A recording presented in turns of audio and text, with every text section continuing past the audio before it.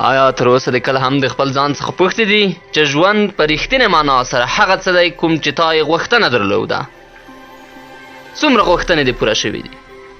دا زده کړه چې په ژوند کې موخه او اهداف ولري، هدف واضح او مشخص غوښتنې.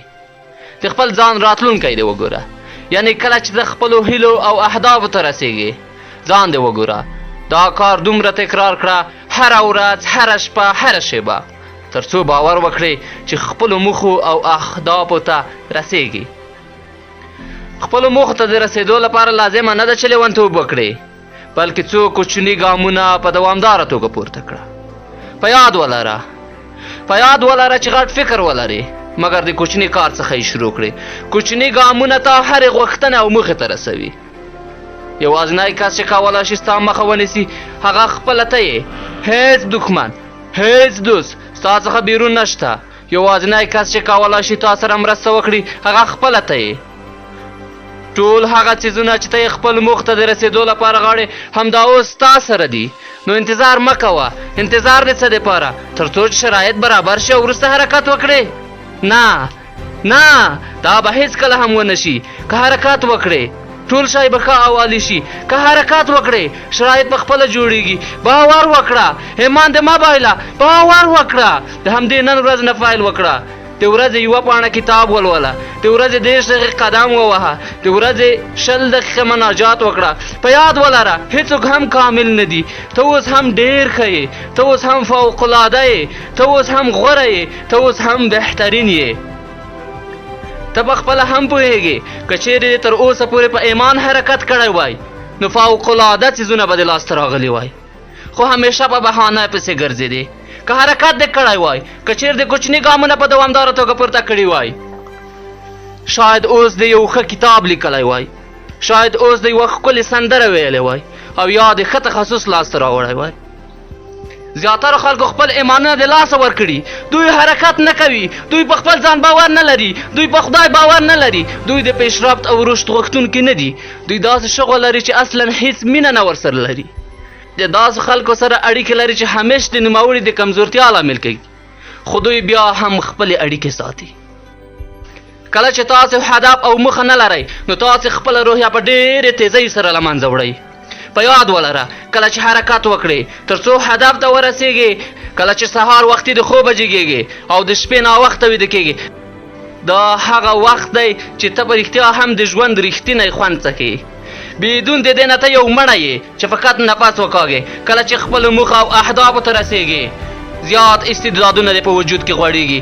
داسې قدرتونه به دې په خپل ځان کې پیدا شي چې مخکې ته هېڅ نه پوهېدې چې داسې استعدادونه او وړتیاوې به ولرې. خپلو موخو ته د رسېدو سره ستا شخصیت بدلون مومي. ته په خپلو قدرتونو باندې پوهېږي، په نفس دې اعتماد ډېرېږي، او دا یعنې خوشبختي، دا یعنې ژوند.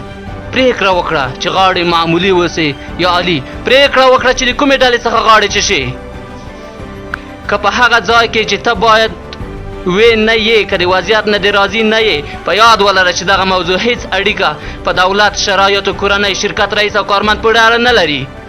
دا ټول د تا د لاسه دي. که خپل موخې ته د رسېدو لپاره حرکت ونه کړې په دې وخت کې مجبورېږې چې د نورو لپاره وسیله او ابزار وګرځې تر څو دوی خپلو موخو او اهدافو ته ورسېږي. منم یې ځینې وختونه خپلو موخه غوښتنې ته د رسېدو لپاره شرایط ډېر سختېږي، خو سختۍ او مشکلات د ژوند یوه برخه ده. هغوی راغلي تر څو ته خپلو موخه او غوښتنې ته ورسېږي. هغوی راغلي تر څو چې ته خپلې غوښتنې په واضح ډول وپېژنې. سختۍ ستا ملګري دي، رنجونه د ملګري دي، دردونه د ملګري دي. که په خاطر د فکر وکړې متوجه کېږې چې ټولې لویې کامیابۍ او ویاړونه دې هغه وخت لاس راوړي چې په ټول توان او طاقت دې د مشکلات او ستونزو سره ټکر کړی دی.